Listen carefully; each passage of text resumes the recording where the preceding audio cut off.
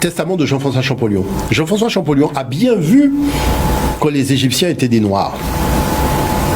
Il s'est bien rendu compte que tous les pharaons venaient du sud, du Soudan. Comment ça se fait que ces passages où il atteste de l'origine africaine, formellement, parce qu'il dit avoir vu les pharaons encore vivants dans leurs descendants au Soudan, ont été enlevés de la version française. Ont été enlevés de la version française. Ont été enlevés de la version française.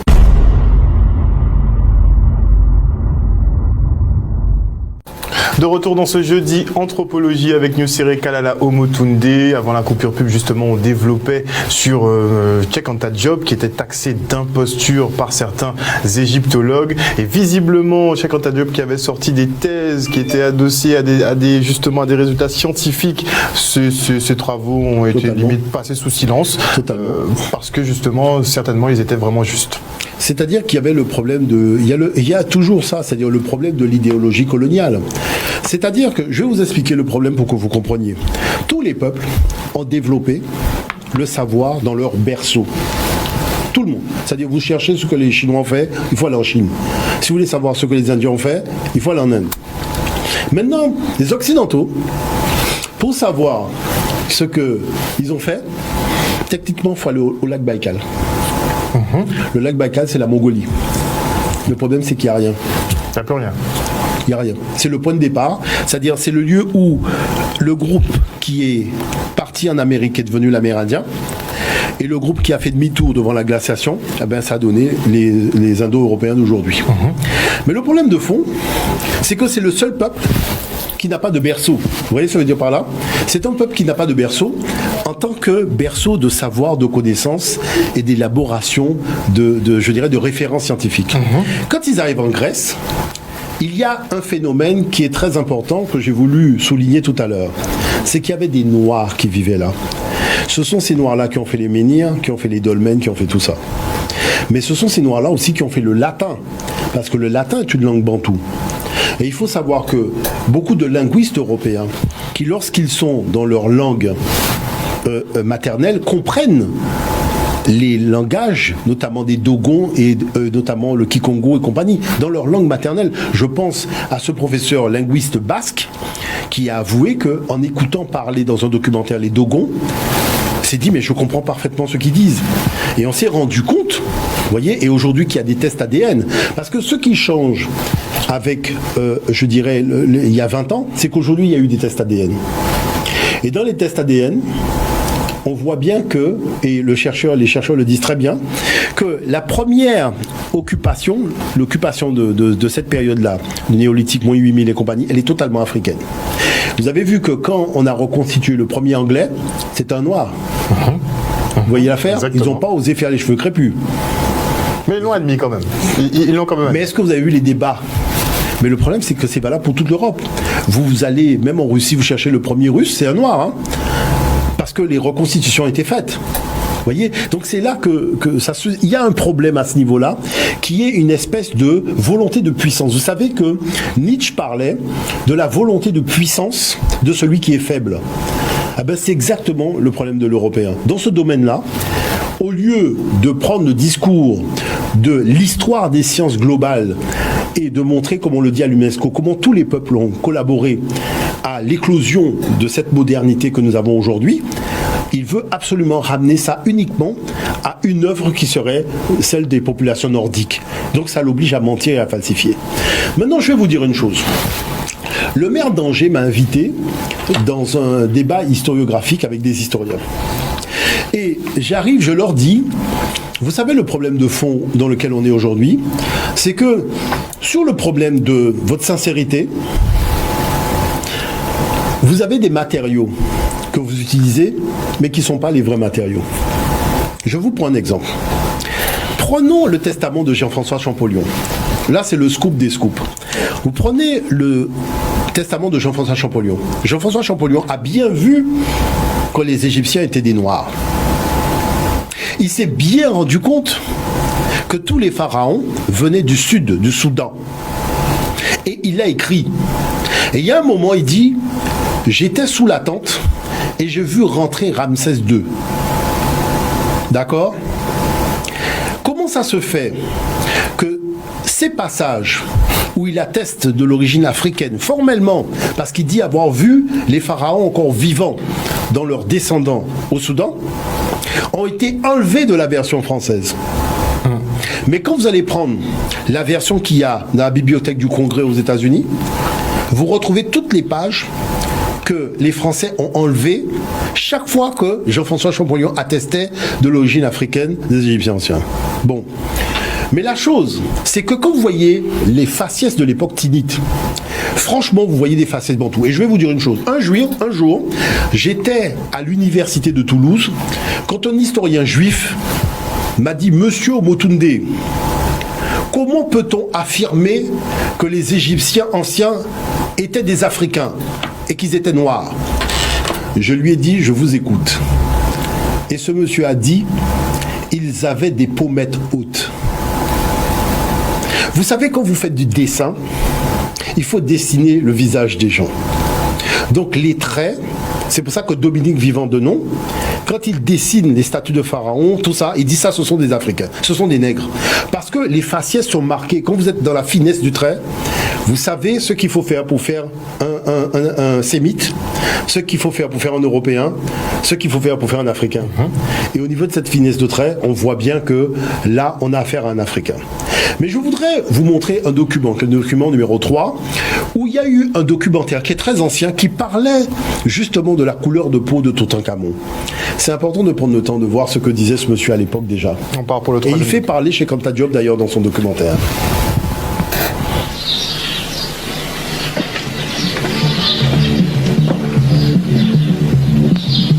Il y a 5000 ans, ce pays était déjà le berceau d'une civilisation inégalée à bien des points de vue dans l'ancien monde.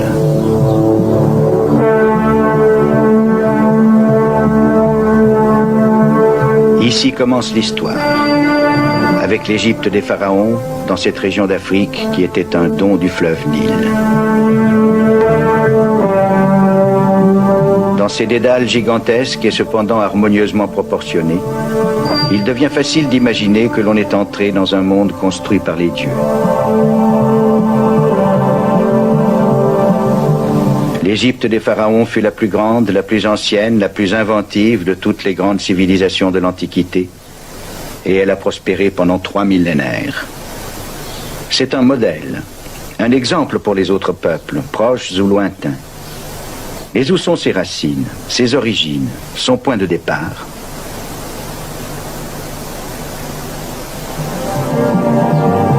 Ici se sont succédés dynastie après dynastie, les rois ayant porté à la fois la couronne de la Haute-Égypte et celle du Delta. Ces rois, qu'avaient-ils de commun avec l'Afrique ? Une si grandiose architecture ne pouvait sûrement rien devoir à une Afrique qui, disait-on, n'avait créé ni industrie, ni art, ni science.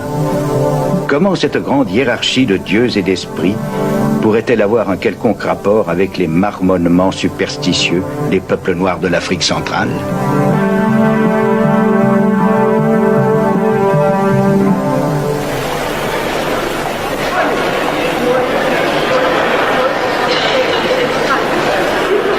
Émerveillé par les trésors du musée du Caire, on est enclin à penser à l'Égypte des pharaons comme à une civilisation en soi, ne devant rien ou presque rien aux influences extérieures de quelque origine que ce soit, comme à une civilisation entièrement originale. En écoutant le guide, la plupart des visiteurs doivent penser que cette statue, celle du jeune roi Toutankhamon, peut bien être devenue noire au cours des siècles, mais qu'en aucun cas, elle ne pourrait avoir été à l'origine la statue d'un noir. Cette idée se développe de plus en plus à présent, notamment chez les historiens et archéologues africains. L'un des spécialistes les plus reconnus est le professeur Cheikh Anta Diop du Sénégal. Contemporain des Égyptiens et même des philosophes du 19e siècle.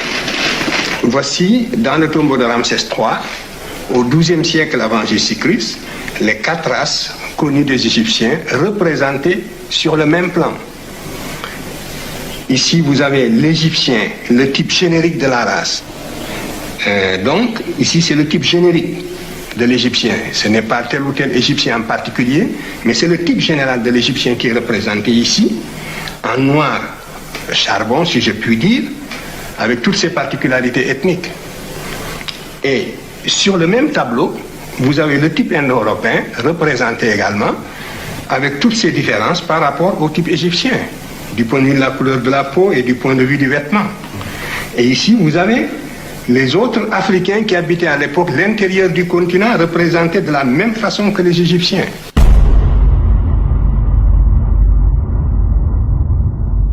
Ce tableau vient de la tombe d'Emaka, femme noire de toute évidence, dont la servante, juste derrière elle, est tout aussi évidemment blanche.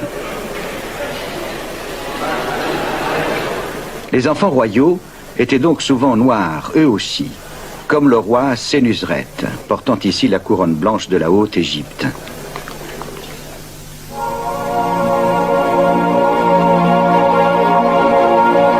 L'île éléphantine, sur le Nil, délimitait la frontière entre l'Égypte et la Nubie. C'était un lieu saint autrefois. Alors encore une fois, une démonstration Voilà, par A plus B, l'Égyptien vu par lui-même. Voilà, vu par lui-même. Alors je voudrais revenir vraiment sur un point précis. Vous savez que nous devons à quelqu'un que je trouve quand même extraordinaire, c'est René Louis Étilé Parfait, qui est docteur en égyptologie.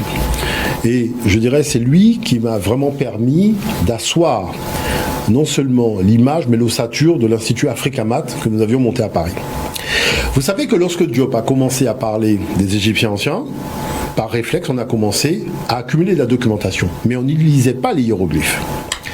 Lorsque René Louis s'est consacré véritablement, sérieusement, à la compréhension du mode de lecture et de déchiffrage, donc de ces médunetières que les anciens appelaient les paroles de Dieu, voilà que nous découvrons que les images que nous avions dans ces ouvrages et les commentaires qui étaient faits de ces ouvrages étaient des commentaires complètement faux. Parce que maintenant qu'on lisait les hiéroglyphes, on se rendait compte qu'en fait, celui qui faisait les livres mentait et nous racontait des escroqueries intellectuelles sur le texte qui était figuré sur le bas-relief et sur ce que disaient les Égyptiens anciens de lui-même. Et lorsque j'avais soulevé un débat avec un égyptologue et qu'il a commencé par sortir des tableaux, donc qui sont des fresques murales, on s'est rendu compte qu'ils avaient tout simplement à la palette graphique recomposé les éléments du tableau. D'accord. Mais comme nous avions acheté des documents de fouilles, on avait le classement naturel, le vrai classement, celui qui avait été dessiné par les Égyptiens anciens sur leur tombeau. Donc ça a été un choc pour nous, c'est-à-dire René Louis et moi, de découvrir que tous ces ouvrages que nous avions depuis tant de temps, le fait d'accéder maintenant à la compréhension des Égyptiens anciens, on s'est rendu compte que les gens nous avaient menti depuis le début. C'est là que se trouve vraiment l'imposture. C'est-à-dire qu'on abuse de vous parce que vous ne savez... Rappelez-vous le documentaire, on vous dit qu'on est dans le tombeau d'Amenhotep alors qu'on est dans le tombeau du roi Ounas. Oui, oui. Si vous ne savez pas lire l'Égyptien ancien, vous tombez dans le panneau. Est-ce que vous voyez ce que je veux dire par là? C'est ça qui est incroyable. C'est-à-dire l'escroquerie, elle est à tous les niveaux. Vous avez affaire à des gens qui sont mais véritablement de mauvaise foi et qui viennent en retour vous traiter d'imposteurs alors que les imposteurs c'est eux-mêmes. Et qu'il n'y a pas le désir de dire un minimum de vérité sur cette question-là. Alors j'ai amené justement M. Pomori, qui a fait une intervention sur la problématique du traitement de l'historiographie de Cheikh Anta Diop. Ce serait bien qu'on prenne le temps de regarder même les 2 minutes de son intervention, parce que c'est quand même intéressant. Je vous laisse digérer tranquillement le fait que vos ancêtres n'étaient pas gaulois, mais il y a encore plus grave. Il y a encore plus grave. Ah, le temps passe vite. Oh là là. C'est que tous les pharaons qu'on vous a appris à l'école étaient également noirs, jusqu'à très très tard en fait. Toute la civilisation pharaonique, donc là on est en moins 2570, c'est le roi de la 3e dynastie, donc voilà. On voit ici de profil, donc il y a des caractéristiques morphologiques, bon j'ai pas le temps de rentrer dans les détails, et vous remarquez que son nez est complètement éclaté. Voilà, donc ça c'est son gouverneur, c'est celui qui a battu la fameuse pyramide de Saqqara, moins 2600 avant Jésus-Christ. Donc on voit également qu'il a le nez cassé et une coiffe tout à fait occidentale. Donc ça c'est 2700 également avant Jésus-Christ. Ça c'est le dernier souverain de la troisième dynastie. Donc on voit un profil également typiquement européen que vous pouvez voir évidemment. C'est assez flagrant avec une coiffe tout à fait alsacienne, donc typique justement du sud de l'Égypte. Donc voilà, vous remarquez qu'il a également le nez cassé. Hein. Voilà, ça enfin c'est un petit peu plus tard. Donc c'est Ramsès III, c'est le plus connu qu'on vous présente souvent à l'école, mais on vous présente pas cette version-là à l'école. Hein. On vous le montre sur un hiéroglyphe. Donc également un profil tout à fait négroïde comme on dit et à qui on a également cassé le nez. Par contre, ce qui est marrant, c'est que j'ai mis la source de Wikipédia parce que Wikipédia, malgré qu'ils utilisent un langage, comme vous pouvez le voir, extrêmement évolué, hein, l'analyse génétique montre que Ramsès III et l'homme E, probablement père et fils, et qu'ils appartiennent tous deux à l'aplogroupe du chromosome YE1B1A13 et que l'on trouve principalement en Afrique subsaharienne. Voilà. Vous avez bien mélangé le tout, mais bon, il est d'Afrique noire, hein, mais il faut pas le dire comme ça. Donc voilà, donc là on est quand même en 1186 avant Jésus-Christ. Donc là c'est les Égyptiens tels qu'ils se représentent, c'est également dans la tombe de Ramsès III que vous pouvez visiter en allant dans la vallée des rois. Donc 1200 avant Jésus-Christ montre que les Égyptiens, voilà ça c'est l'Égyptien, ça veut dire Égyptien et qui se représente comme ça ici, hop, voilà, l'Égyptien vu par lui-même, donc voilà, ça c'est 1200 avant Jésus-Christ. Donc imaginez un petit peu. Donc voilà. Et certains scientifiques déjà un peu plus tôt, et c'est les découvertes qu'a fait Cheikh Anta Diop, c'est-à-dire que lui il a même découvert que bien avant les découvertes qu'on a fait par la science, des explorateurs au moment des invasions de Napoléon ou des Anglais ou des Allemands qui étaient allés en Égypte avaient découvert que les pharaons étaient noirs, mais que personne ne voulait en parler. Donc lui, c'est Lepsius, c'est le fondateur de l'égyptologie en Allemagne, et il dit, voilà, tout simplement, bon, c'est une citation de son livre, que vous pouvez trouver sur Internet, là où on s'attendait à voir un Égyptien, bizarre, on trouve un nègre authentique, tout à fait original.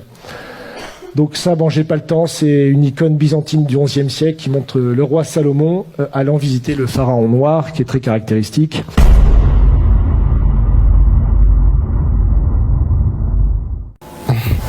J'aime bien effectivement les petites boutades qu'il se permet pour montrer un petit peu l'absurdité des révélations qu'on a été faites. Non, c'est-à-dire que là, aujourd'hui, ce qu'il faut noter, c'est que nous, on a monté un institut, qui est l'Institut d'Histoire à Nijar, de manière à permettre aux gens d'avoir la documentation.